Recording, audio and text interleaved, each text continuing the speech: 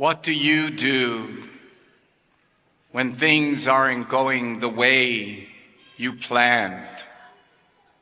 What is your go-to when you're depressed, or there's despair, or you're a little desolate? What do you do? What do you do when you're feeling anxious? There's anxiety, and there's this sense of urgency inside of you. What do you do? We tend to run from our problems. We hide when we don't get our way. We begin to kick and scream and yell, and we're angry, we're impatient. That's usually our go-to when we don't get our way. We complain. We talk about others. We gossip in their presence. What do you do when you're afraid and you can't see where you're going? There's no clarity, there's uncertainty. What do you do? Jesus had just told the disciples, he explained the mission to them. The Father has sent me.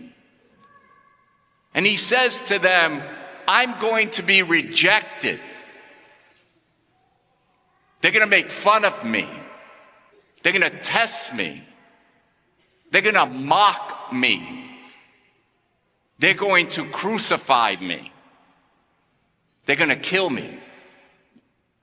But on the third day, I will rise again. What do you do when it doesn't sound like good news? We tend to doubt. We lose hope. Our faith wavers. And we turn to other things. We turn to lust. We turn to pornography. We turn to addictions, to drink, to smoke, to drugs. And God gives us the remedy.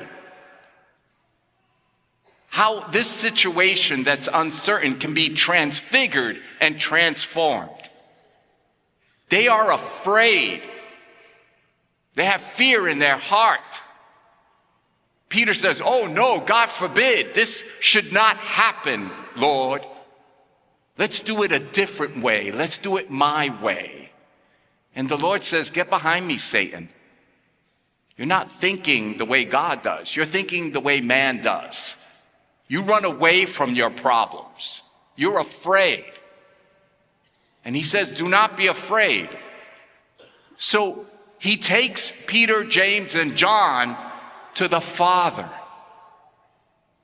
He brings their fear to the Father. Their concern, their doubt, their wavering faith, he brings them to the Father, so that the moment can be transfigured and the darkness that overshadows them because of their fear can dissipate. When the Father is there, there's nothing to be afraid of. Jesus says, I've even conquered death victorious. The remedy to our concerns and to our problems, the answer to our prayer is prayer. Jesus takes them to the Father to pray.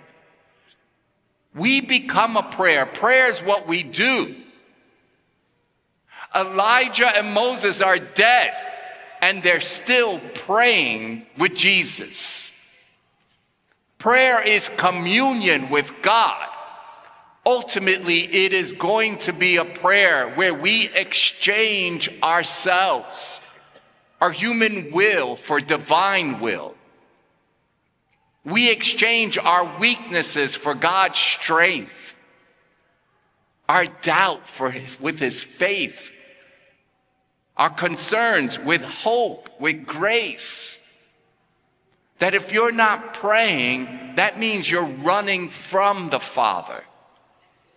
And you're going to get more and more and further astray. The Lord says the remedy The remedy is to pray.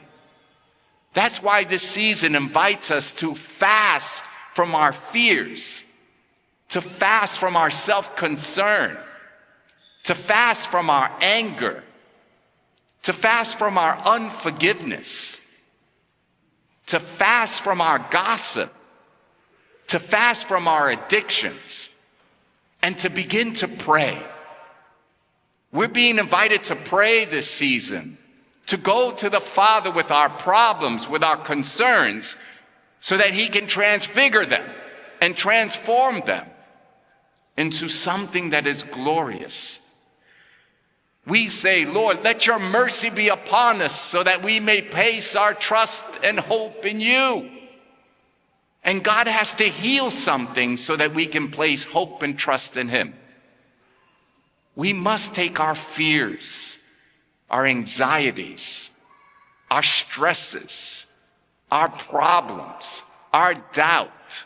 We need to take everything to the Father. And Jesus leads us up the mountain so that the Father can transfigure everything for us. Who do you go to? Or where do you go to when things don't work out for you? When things aren't going your way and you've lost control, when no one's listening to you, we turn to run the opposite way, to things that are not good for us, unhealthy, those things that continue to make us more miserable in ourselves. The Lord says, follow me. He leads us up the mountain in prayer. He takes us to the Father, and the Father transfigures and transforms everything so that we can hope and trust once again.